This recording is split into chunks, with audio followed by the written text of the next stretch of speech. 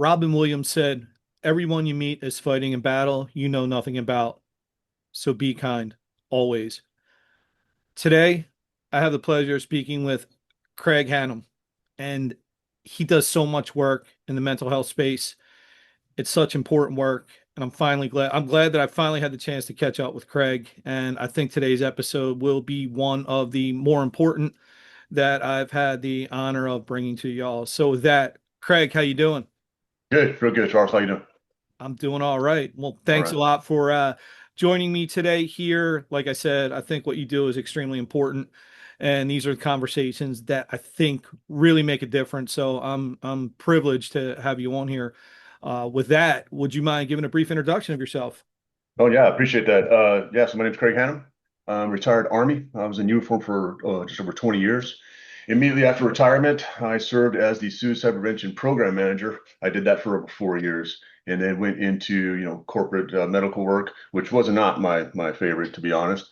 And then I met my lovely wife down in Tucson, Arizona. We relocated up here to the LC Valley, where I continue my fight against suicide.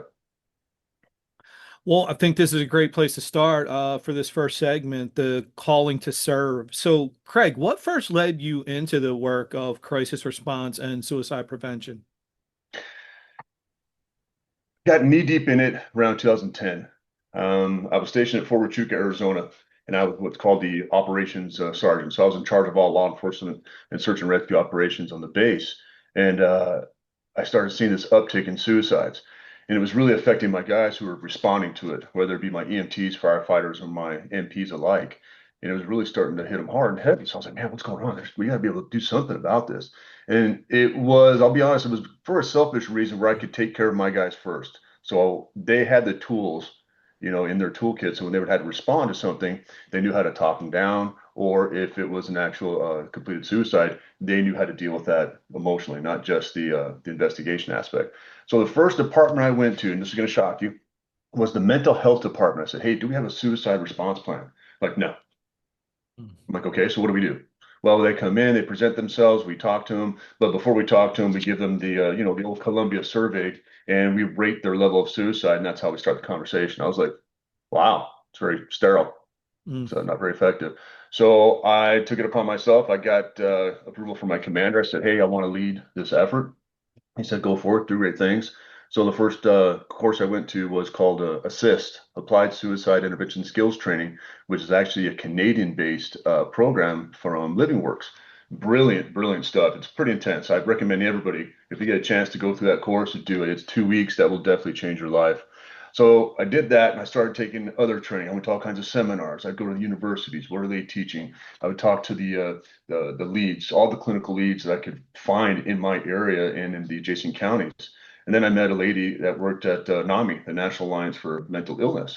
I said, hey, I really want to get involved in this. So she started giving me more tools, and then introduced me to a group of guys who were creating Boulder Crest Retreat.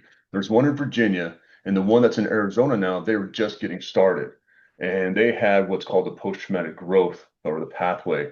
So I was very interested in that. And the guy that led that at the time was a retired Delta Force operator. So there's nothing you're going to say to this guy that's going to shock him. Okay, quite honestly. And he wasn't the clinical lead, he was just the human lead. And guys can relate to that kind of stuff. So I just kept it going. That that does shock me somewhat when you talk about how sterile the that response was. I mean, Yeah. I guess though, thinking about it, I mean, again, and I mean, unfortunately, I think even though there's so many more people like yourself doing the work that needs to be done, I still think there's a stigma around it that we still have a lot of work to do to Oh yeah. overcome it, you know? Yeah, the stigma it's huge, and it gets reinforced almost every single day by broad demographics. All it takes Yeah. is that one person to say, "Hey, toughen up," Mm. and then dismisses it and walks away. Yeah, it's definitely a sad state. So, I mean, I guess in a way, right? When we talk about that and we say that, I mean, after you leave the military, I'm sure that's part of it, but what are all the reasons that, and then why did you stay so focused on mental health after you left the military? Well, it's like one of the things you had sent me asking about tactics. And I would say tactics are easy. Being proficient at your craft, that's easy. That's just muscle memory. That's failure. That's making massive mistakes. When I would get my guys evaluated, I'd always bring somebody in external and they had their clipboard. And I'd say, hey, how do we do? He goes, you guys screwed up everything. I was like, fantastic. Let's do it again. He's like, you're happy about this? I was like, yeah, the more proficient I get it here, when we need it for real, we'll have it down. I said, and we'll be prepared for the inevitable reality that plans are perfect till you execute. Mm, So make mistakes in life. That's the best thing to do. So yeah, tactics are easy. It's the battle in the mind. That war that's going on in between your ears, that's the thing you got to learn to control to the best of your ability. Now, your subconscious is going to do what it wants, but the control is in how do I respond versus react? How do I remain calm in a stressful situation? How do I let fear push me forward to completing the task versus making me curl up in the corner? You've got to get through that. So anytime I'd get a new soldier assigned to my unit, and I've got their record here in front of me, and on the left side is all their deployment history, their training, their schools, all that jazz, their scores, everything. Over here is mostly family history on the right side. So I had a kid come in. He's been married 6 years, deployed five. I was like, okay. And he's sitting in front of me, and I could tell that he's injured and all that jazz, and he's got this chip on his shoulder, okay, because he's sitting in front of the first sergeant. And I say, hey, man, how's your PTSD? Right away, every time I would ask that question, I get the same response. They would blow up. I'm like, no, I don't have PTSD because they think it's weakness. I'm like, oh, yes, mm, you do. I was like, post-traumatic stress is an unavoidable side effect to a profession of violence. So giddy up because your next event's coming. So let's get your head right. That way, when you have to go back out again, and rest assured you will, because when war broke out in 2001, it was on. It was nonstop. So I always tell them that it's okay to have post-traumatic stress. Don't look at it as disorder. And that's why stigma gets reinforced because of that simple word disorder. mm, That's at the end of every three-letter, four-letter deal in the DSM. I get that. That's clinical, but it's an injury. And like any other injury, you can be healed or you can learn to adapt with limitations, whatever it might be.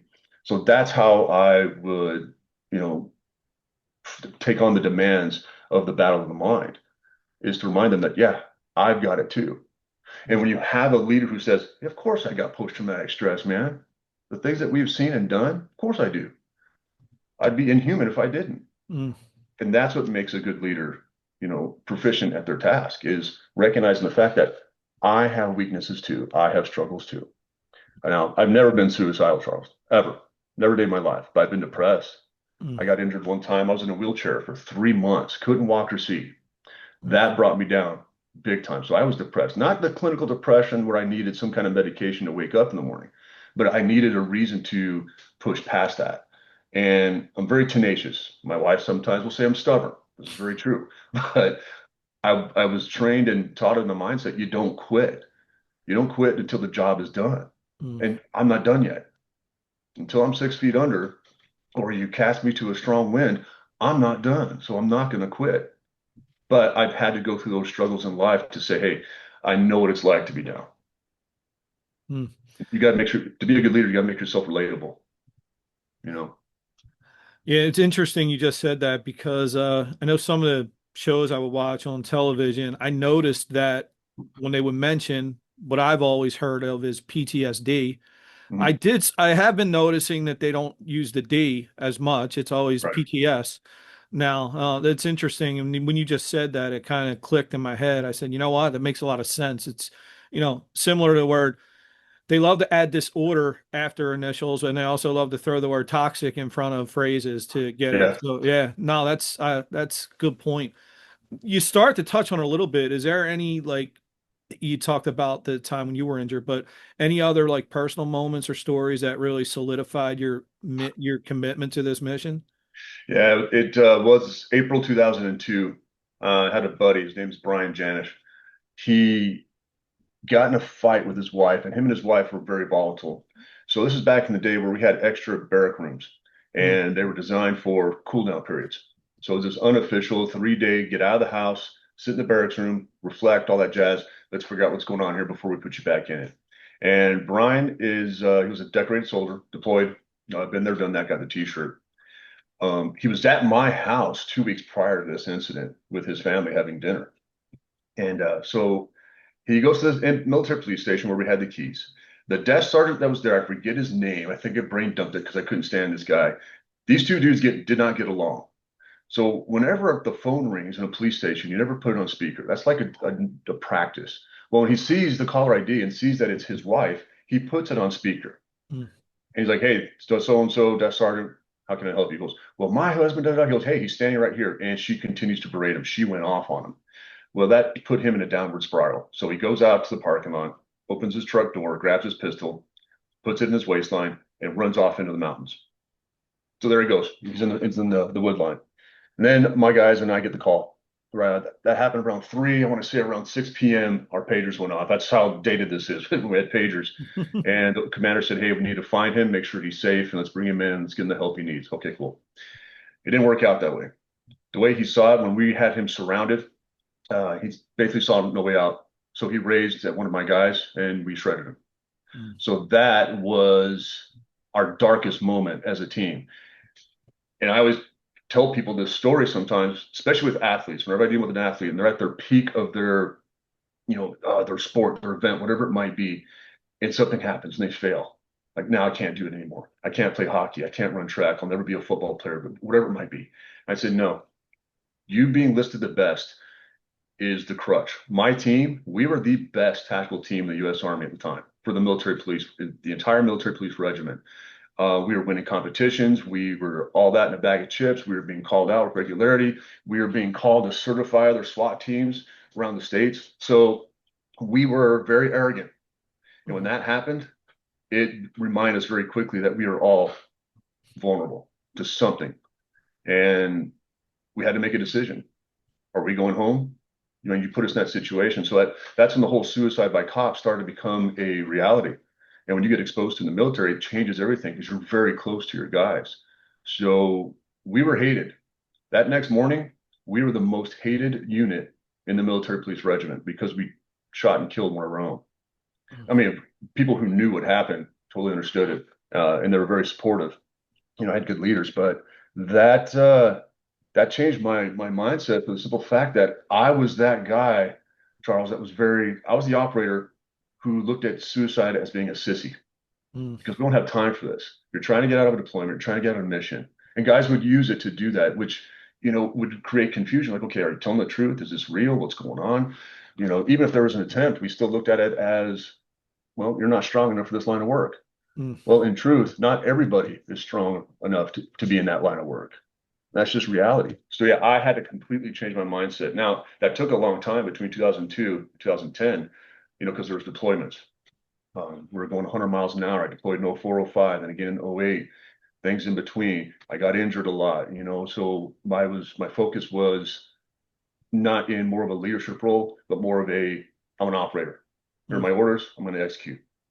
Now, when I got put in a senior leadership position, everything changed because now I have the welfare of 177 people that I got to take care of. Right. So Man, it sucks that's that it had to happen to that it had to get to that level. yeah, that's I appreciate you sharing that. Like that's definitely I could see where that could not only weigh on you, but really influence you. And I mean, quite frankly, Craig, I think it could have went either way. And I think it's a credit to you for pushing yourself in the direction you're going in now and turning something that difficult into a positive now and doing the work you're doing. So kudos to you for that, man. Thanks, man. Um, so in this next segment, I want to talk a little bit about understanding mental health, suicide, things like that. So what do you think most people misunderstand about suicide, especially when it comes to veterans, first responders, and or high functioning individuals? Mhm. Yeah, we kind of touched on it that we're looking at it as more an injury and how to take that trauma and put it into growth. I think we'll talk about that a little bit later. But people don't realize that post-traumatic stress, anybody can have trauma. A child, 5 years old, loses a grandparent and remembers it to this day, say 10 years past. That's traumatic. Now, how bad does it affect him? It's for a short period of time, like anybody going through grief and stuff like that. I quote Dave Parnell. He's retired fire chief from Detroit Fire Department. They did a documentary on his department a while back because at the time, Detroit Fire was seeing more. violence and death and fatality than any department in the country at that time frame. I quote it's one of my favorite quotes. He says, "I wish my head could forget what my eyes have seen." And you're like, okay, because memories are long lasting. Some memories can be repressed. I've got so many repressed, and all of a sudden I'll wake up and my wife's like, "What is it?" So I just had a little dream, and we have our little thing we go through to make sure everything's okay. And then I'll be like, "Wow, I forgot about that," because you'll repress trauma. Mm. And that's the hard part when it comes to being a first responder, military, and the like, is all your trauma is being stacked. Every single day there's a new trauma, maybe 10 a day, who knows? And you repress it until there's that breaking point. When it's something that truly affects you, it's something you smell, sound, stuff like this. People need to realize that if we're gonna look at post-traumatic growth, you got to make sure that the heart and mind are in tune, because we know there's 50 to 60,000 neurons in the heart directly tied to emotion in the brain. So if we don't have that stuff centered, you're not going to be effective in what any industry that you're in. Mm. You're not going to be effective as a leader, a parent, whatever it might be, a friend. Because if that friend calls you, say, "Man, I need to talk." And if your mind's not straight, how can I help you? And that's why you have to have those good coping skills when it comes to post-traumatic stress, and stop looking at it as a negative thing. It's a good thing if someone has trauma, because that means they have feeling, they have heart, they care. They're not apathetic. Trauma is healthy, in my opinion. I agree with you there. I think it does. I think people do look at it wrong, and I think, and we've known each other a little while, but I think empathy, feeling, emotion, obviously we have to have control over it, but I believe it's some of our greatest assets. And when people are cold and unfeeling, that's usually there's something deeper. And I much rather deal with somebody who's willing to open up as opposed to somebody who just they don't feel anything from it. Yeah. Why do you think it's so hard though for like, especially for, guys like you, guys who serve others? Why do you think it's so hard for them to ask for help? I'd actually almost would put fathers in this bucket too, because I think it's really hard I think it's harder for men. Yeah, so I have been using the same delivery that I developed back in 2010. Of course, I fine-tuned it. I found the right, presence, order, all that jazz. Yeah, I use a PowerPoint, so I know we got that whole death by PowerPoint thing. But this is only like 25 slides. The original platform the military had was 92 slides. And the commander would say, "Hey, I need a sergeant, give me an NCO, somebody. I need you to do a suicide prevention training." And they would read word for word. It was 2.5 hours long, man. I mean, you can't do that. So what I have noticed, especially with men, because we know that the stats, and they vary, but ages 35 to 65, white men are the target demographic of guys that we're losing to suicide. And I think that's because of what's happening in rural North America, which has been my focus for a while, probably been my focus for the next 5 to 10 years, is we have two causalities that are unavoidable in rural North America. One, lack of services. When people say, "Oh, there's more suicide in city center," well, you're talking about per capita of 100,000. So yes, the numbers are going to look higher, but there's more services in a downtown area than, area like I live. Mm. Um, so that means mom and dad have to take time off work, they have to take their child or themselves, wherever's going on. And then they got to wait. "Oh, I'll get you in here in about 30 days. Yes, because the problem today is not going to get any work. It's just like you're the ER. That's why my stuff is at its core, I call it suicide first aid, Mm. because we're talking about right now. If you're going to go to the ER for a medical reason, you can't fix it yourself. I'm not going to place your bone because it's broken. No, I got to get you to the hospital. It's no different with mental health distress. The other causality is we got a blue collar heavy demographic workforce in rural North America. And let's be honest, if that target demographic of 35 to 65 white male in today's market, usually calloused hands with beards, who do not talk about feelings when they come home after working the elements 10 to 12 hours a day. They're not going to come to the dinner table and say, "Hey, how was your school day today? How's your feeling?" If your kid's not doing this, Mm. you know, we have that. We have that digital addiction as well, but we're not opening up about feelings because men don't talk about feelings. You and I come probably from the same generational group where we were taught boys don't cry, Mm. toughen up, and the time that I grew up in the military was rub dirt on it, you'll feel better. Now on the battlefield, that's fantastic. And a lot of my guys would say, "Hey, you're cold on the battlefield." I say, "No, I'm focused on the battlefield because I'll have time to deal with all this crap later." And that's what I would say. Hey, We're not going to deal with that right now. We'll have plenty of time later. Trust me. Mm. You got to stay focused in the now. That's the problem. We're not staying focused in the now and paying attention to what's right in front of us.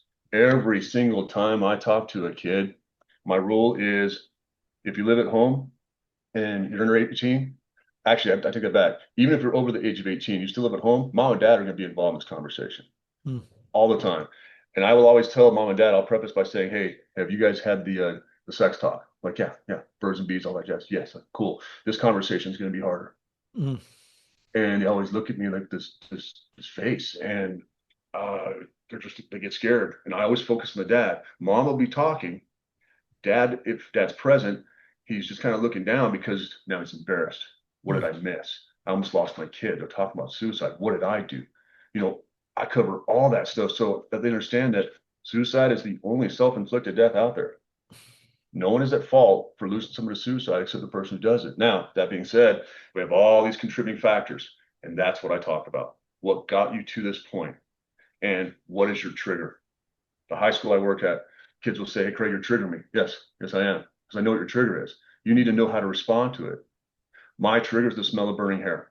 That's true, and I will respond differently depending on how my emotional state is at the time. If you and I are getting ready to go have a beer, we're having a good time, and I get a whiff of burning hair because we're barbecuing, probably not going to react. It's fine. It's no big deal. I'm in a good mood. What if you and I are getting ready for your funeral? Mm. I'm already emotionally compromised. So I always tell people know how to respond to that trigger because whether it's a good thing or bad thing, you can still respond to it in a very positive way. So it doesn't drag you down because it will come back to you. Yeah, I mean, Craig, I think as you were just saying that, I think just in the day to day, like not even as when it comes to things not as serious as suicide, just our general day as we go about our day, our moods and our emotions really dictate, I think, a lot of the way we react to things. You you were touching on it, and again, suicide being self-inflicted. I guess the next question is though, two things. How do we change the culture around the silent suffering in men? But I think maybe as I thought about this more, bigger than that is people are so goddamn good at hiding it. It feels like when you hear it happens, Craig, you're like, what? Like, like it's like nobody had any idea. That's the way it seems. Yeah. Yeah. We got to break down that facade. That's all it is. It is in one of my parts of my training. I have a behavior model. It's a pyramid. And I go through all these aspects of just typical human behavior and why we respond in such a way. A child responds one way, a preteen, teenager, so on and so forth. We all respond differently simply because we have more wisdom. Whether it's failure, because that's still wisdom, all these successes in life, we bounce back, all these, that's why with the high school, it's the perfect demographic to say, hey, if you're not going to be successful here, it's not going to get any easier when you graduate. So focus on school. Of course, it's hard. It's supposed to be hard. The freshmen, they're like, oh God, we're gonna be sophomores. I was like, hey, guess what? Like what? I was like, freshman year was easy. Like, what's your point? I was like, you're gonna say the same thing next year. Oh, we're juniors. I was like, yeah, your sophomore year was easy. That is life. Every progression that you go through in life always gets harder and tougher because that's the demands you have. But we got to get rid of that freaking facade. It's the worst. Not letting guys show true emotion and picking on them. But then when something happens, like, oh man, we just lost a brother. And then we all come around and we talk about all the good times. I just had this happen where we all sat around. And I said, yeah, I said, but you are his best friend. And you said you saw all these warning signs and you said nothing. Mm. Why? I said, I'm not beating you up. It's not your fault. But why didn't you say anything? Well, what if I was invading his privacy? I'm sorry, man. This is the best time in life to invade somebody's freaking privacy. You're talking about wanting to kill yourself for whatever reason it is. It may not be rational to me. It doesn't have to be rational to me. It's rational to you. But what's worse, having the conversation after the fact, which does nobody any good, doesn't help me do my job. Instead of, hey, here's what happened. Like I told you before we got started, my wife and I went on a little vacation, a couple, 2, 3 days. I was on 2 interventions Mm. with guys in Canada. That's how far the reach has been able to extend. It's just the guys that I've met. through this whole big network that got started, kind of fell apart and we stayed together. And then all the guys that I've met around the community, and they're like, just call them. And a lot of guys are reluctant to call, and this is why we have a hard time breaking down the facade, is because nobody wants to talk to somebody who's going to diagnose or prescribe. They want to talk to somebody who's like, just talk to me. I've had colleagues say, Craig, you shouldn't get involved in that conversation with that student because you're not a counselor. I'm like, thank you.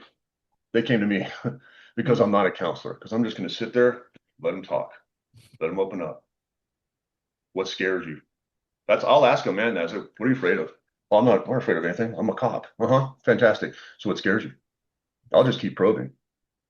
My fear is a very irrational fear. The only thing I'm truly afraid of is not being where I need to be to help that person, which is irrational because I can't be everywhere. That's why I want to train as many people as possible. I was able to train 540 kids this past academic school year, 126 interventions, mm. one attempt. The first time in 4 years, this school did not lose somebody to suicide. And that's not me. A lot of people say, good job, Craig. It's the kids. Every single person that was identified were identified by the peer group. That's all it was just peer accountability training. The same model, different approach. Of course, I have a different approach when I talk to first responders. Military, I know what language they need to hear. With these kids, it was all about how to be kind to each other because everybody matters. And I'd have a room full of students, and they were very reluctant to ask questions because they get picked on. And this whole cancel culture that's hopefully starting to fade. Uh, One kid asked, well, what if I don't like this person? I said, okay, cool, good question. I said, are you required to like everybody? Like, no. I said, do you have to be friends with everybody in your class? No. I said, cool. What if it's the person you can't stand came to you and said, you're a good person. I need your help. I'm thinking about killing myself. Would you turn away? And she's like, no. There you go. It's all Yeah, we need. wow. Yeah, that's really, I mean, hearing those stats and thinking about it from, because I mean, honestly, I think about, obviously suicide happens for younger people, kids, but I think hearing what you just said about teaching kids what to look for, I almost have to think that that may actually also in a way help kids that may be hurting also, right? I think if you Oh, yeah. teach them how to be on the lookout to help others, I almost feel like it's a way for them to help themselves, Craig. Yeah, totally. Because you just survived something very, very scary, traumatic, to where you were coming to terms with taking your own life and someone helped you. And I always tell people, I said, you are going to be the next lifesaver. I'm like, what do you mean?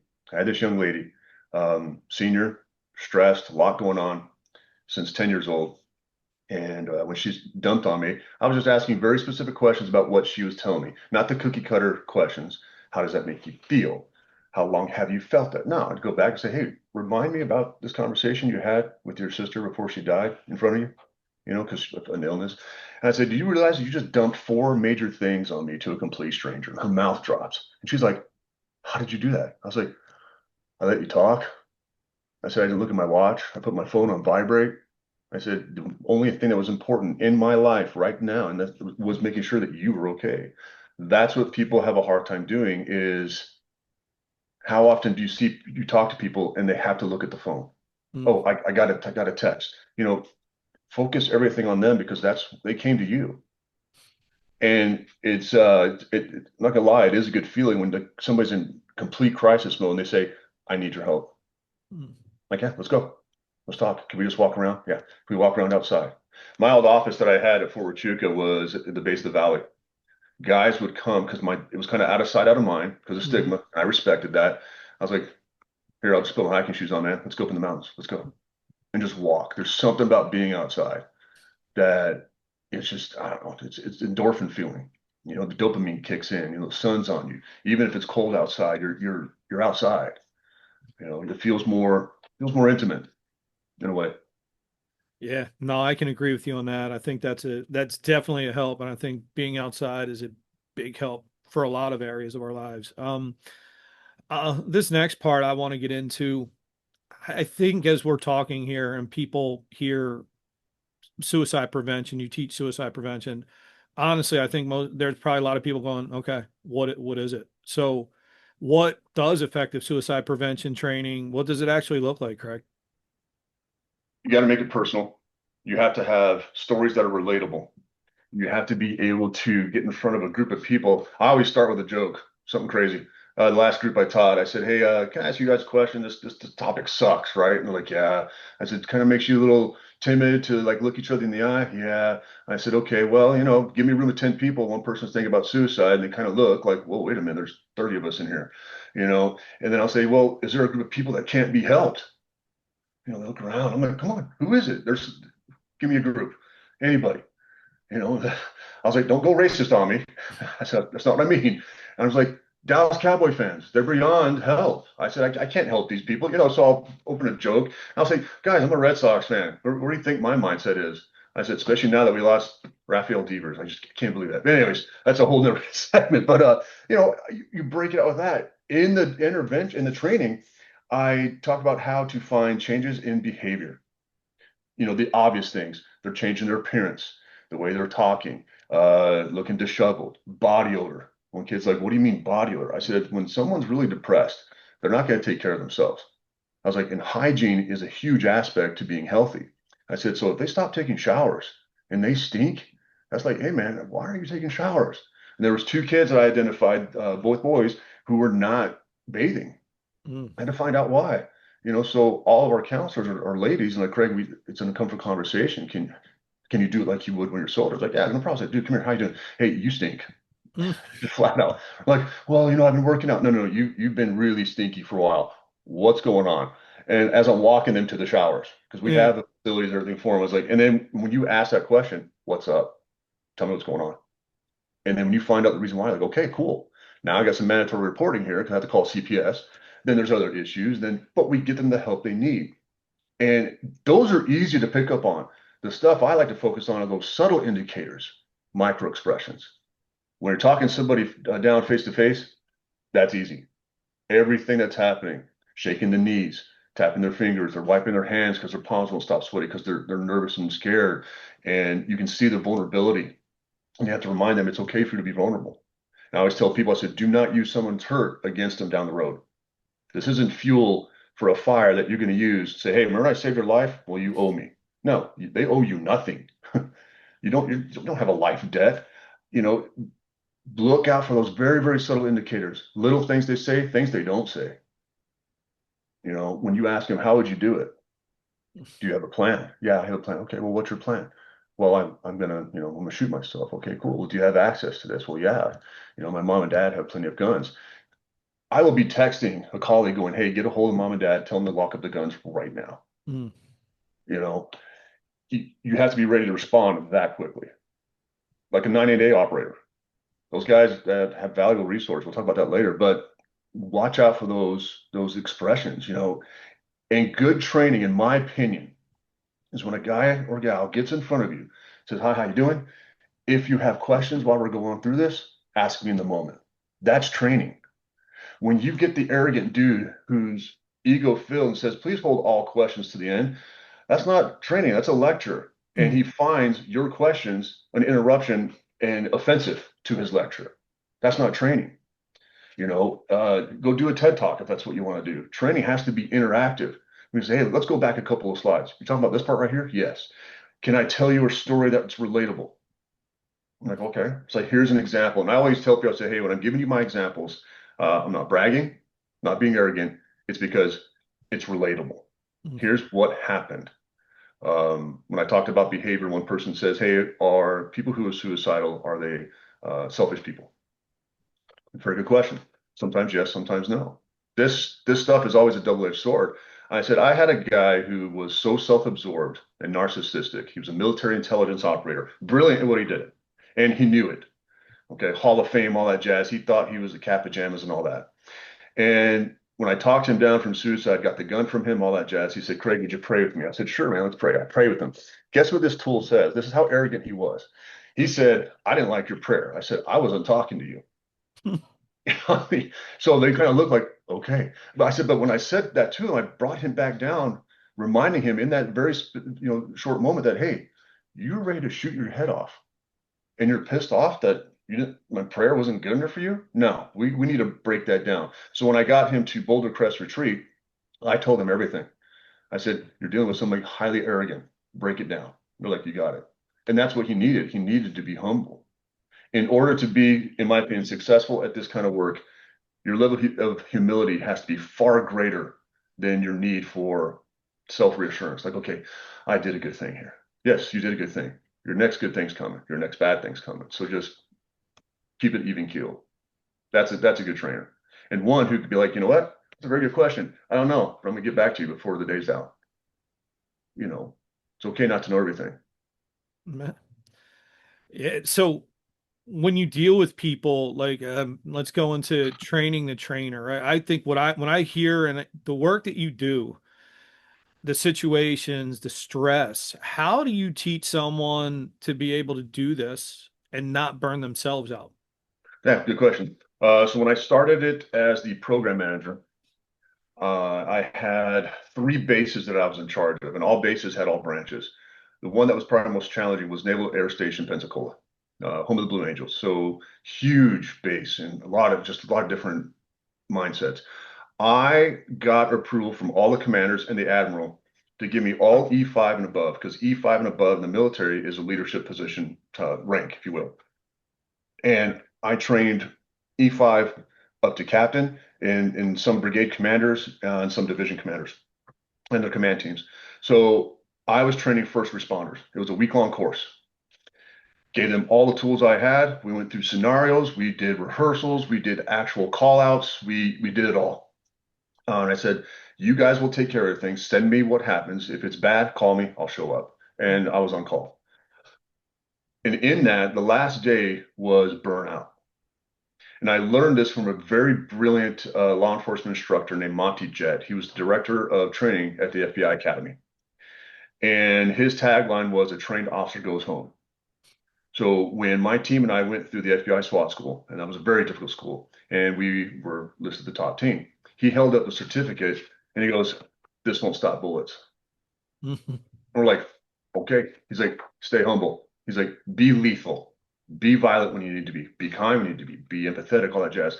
But when it comes down to your training, a trained officer goes home. I said, in this case, if you guys don't have that one or second person that you can trust and confide in, if it's your spouse, fantastic. When people would say, no, I don't take work home, I was like, the hell you don't. It's impossible. When people say, leave work at work and home at no, it's not possible. So I was like, when you cross the threshold of that door, and today could have turned out different if you hadn't shown up, that's what you need to express to your spouse, your best friend, your brother, whoever it might be. Call them up saying, hey man, I will vent to my wife 9 times out of 10. I've got a small group of guys I deployed with here in the valley where if I know if that dream was they were there, that's who I'm talking to. Hey man, I had the dream about Solder City, whatever it was.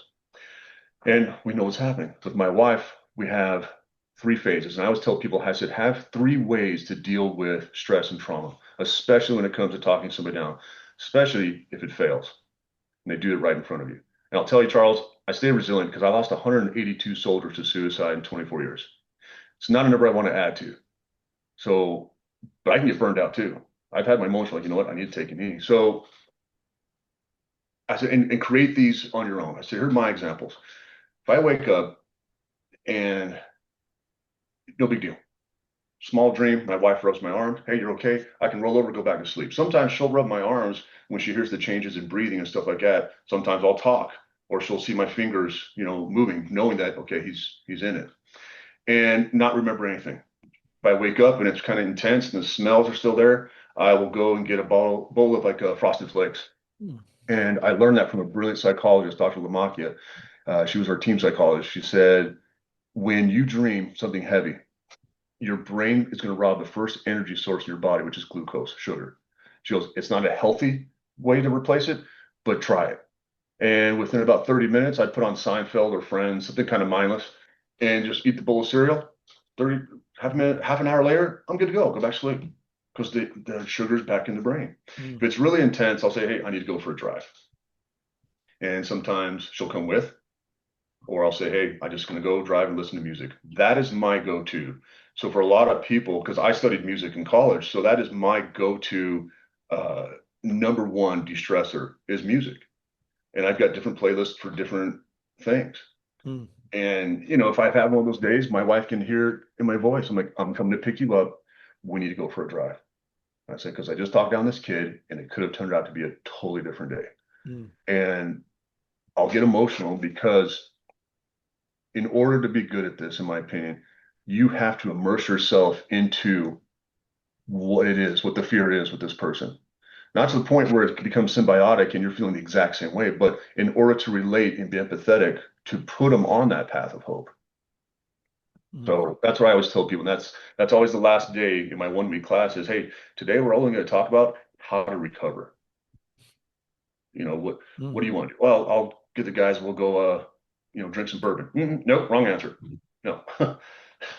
No, you're up here. You're at a 10 and 10, okay, as far as your stress level. And no, that's not going to help. And where are you going? Don't go to the bar. Okay, if that is your go-to, go in the backyard, put on a fire, because I'll actually have campfire sessions with guys. We'll just put a fire on.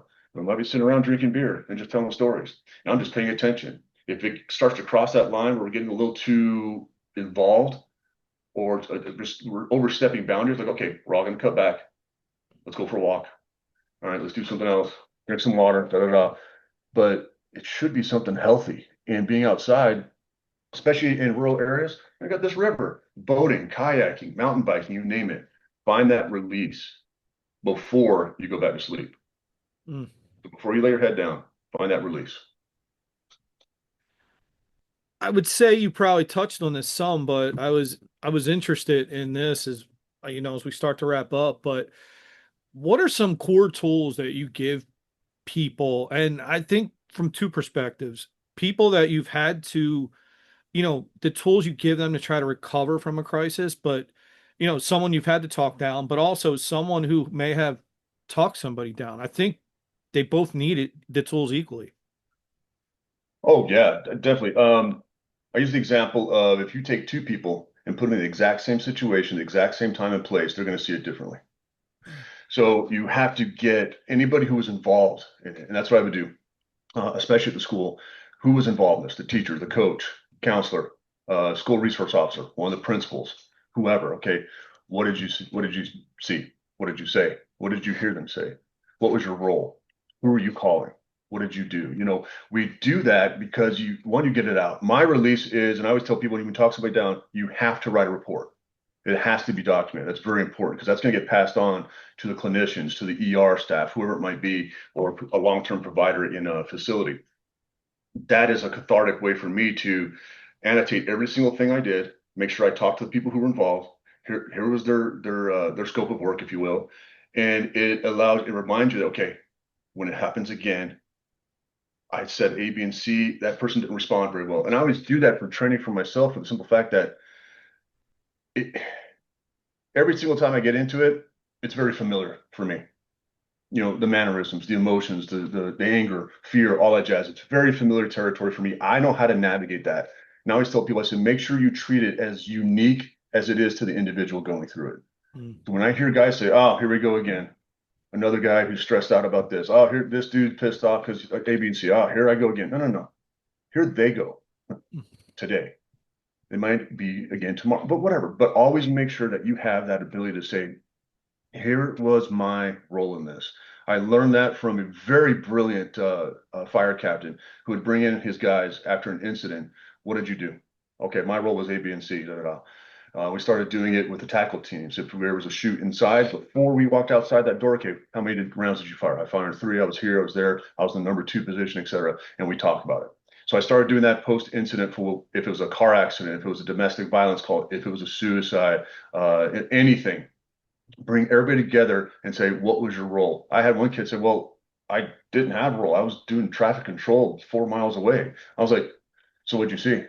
Well, I saw the helicopters going by, the ambulance, and then, the firefighters, and then you guys showed up and, oh, okay. I was like, so your role was very important. Did any civilians get past you? No. Okay, cool. So you had a very, very important role. Never dismiss the importance of the smallest role. because that reminds people that, hey, we're all part of this. And then I always make sure that the individual who's at risk realizes that so they understand that there's a village of people who care about you, especially when they say, no one notices me. So I hear that a lot. No one cares about me. I could walk through these halls or the city streets all day long and no one would say hi to me. I was like, yeah, that's probably true. Mm, That's normal life. But we're taking it in such a way that I'm hurting inside, but nobody can see it. That's the relief somebody gets. And that's the relief I tell people who are talking someone down. The relief should be in knowing that you recognized it. They are appreciative of it. They really are. I've never met anybody who said, "Well, hey, you're a stranger. I don't know you. I'm not going to tell you my personal details." mm, Yeah, but you're hurting big time. I can see it. I had a guy stare at broccoli for 5 minutes. I kid you not, man.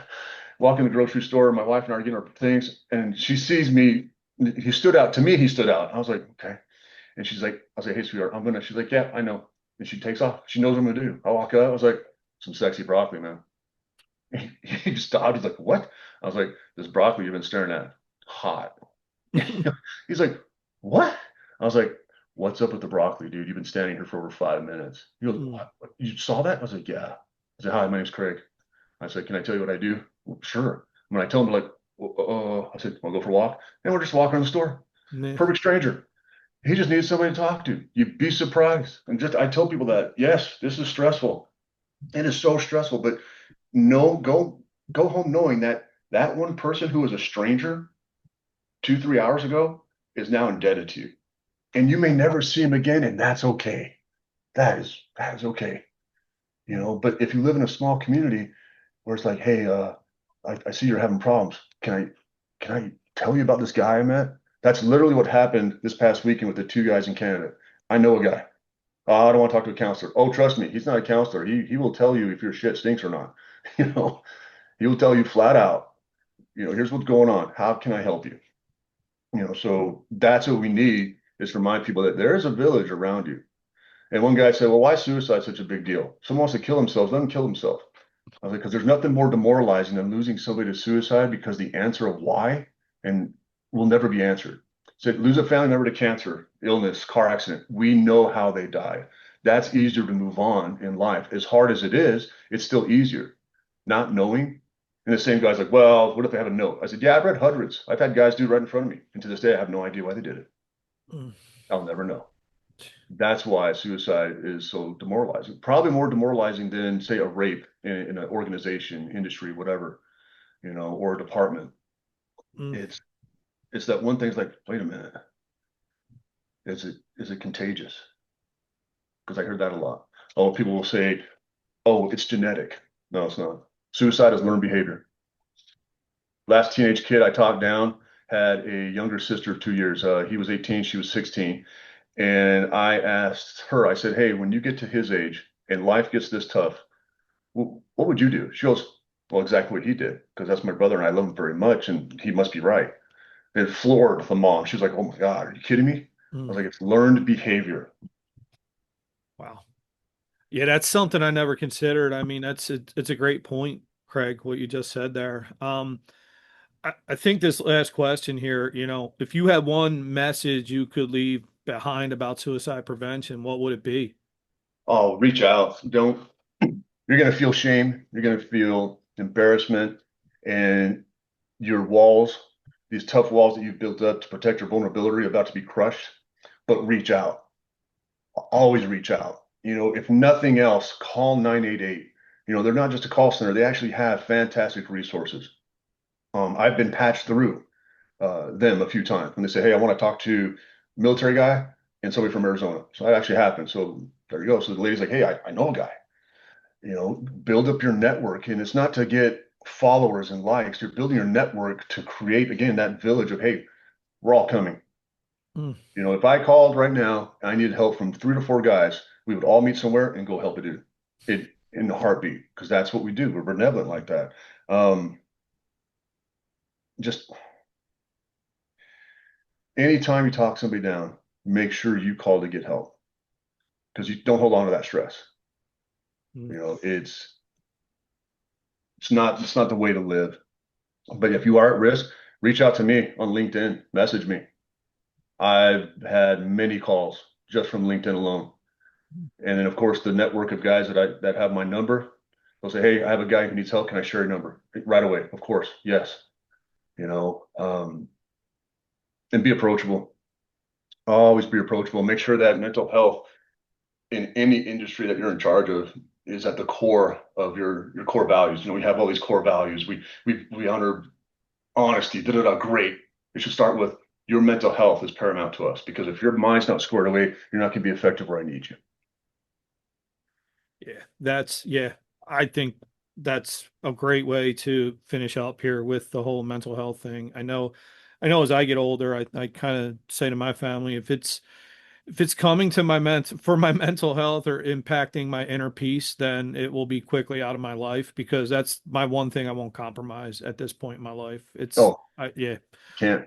100% will not compromise it. Well, I like to actually now to close with. I've been trying something a little different here as I relaunch the podcast. I like to close with a little bit of a rapid fire here, Craig. Mhm. All right. So, what's one phrase or principle you live by? You matter always. Mm. And the three rule principle that we learned in the military: one, be where you said you're going to be; two, do the job you said you're going to do when you get there; and three, you make sure everyone is taken care of before you take care of yourself when everything's done. I like that a lot. It's a little, it's probably won't fit on a t-shirt, but you know what? That's worthy of a t-shirt. I love that. Thanks, man. What's one thing every leader needs to know about mental health? Oh, it's a constant. It's like change. Mental health is a constant. It's going to get tested. And if you are not leading it in your industry, like we said before, then you're a manager, not a leader. Yeah, amen to that. Um, you touched on this a little bit, but one resource you'd recommend to someone ready to take action for their mental well-being. Yeah, you can call 988. You don't have to be at risk to call 988. You can say, hey, I'm worried, I'm stressed. You know, reach out to your EAPs. You should have those, employee assistance program coordinators. If you are in education, every campus has, crisis center or a crisis response team. You test them. When I first came on board the district and I found out they had a crisis response team, I was like, okay, let's see if this works. Mm. They didn't like it. I was like, I don't care. Like, well, you're only supposed to call so there's an emergency. I was like, am I? I said, Mm. how many classes do you guys teach, each semester? Well, we don't do that. I said, so that's the other aspect. If you are going to be an advocate for mental health in your industry, make sure you have an education plan. And it should be in person. Don't do it online. You Mm. know, don't send them a link, print out your certificate, give it to your supervisor so we can check that block. No, mental health is not a check the block. All right. So finally, we'll end with this. Complete this sentence, Craig. Hope begins when, When we show someone else, a complete stranger, what hope looks like. man, really, really good way to end it. Craig, I really, like I said, I've known you for a little while now. I really appreciate you jumping on here today.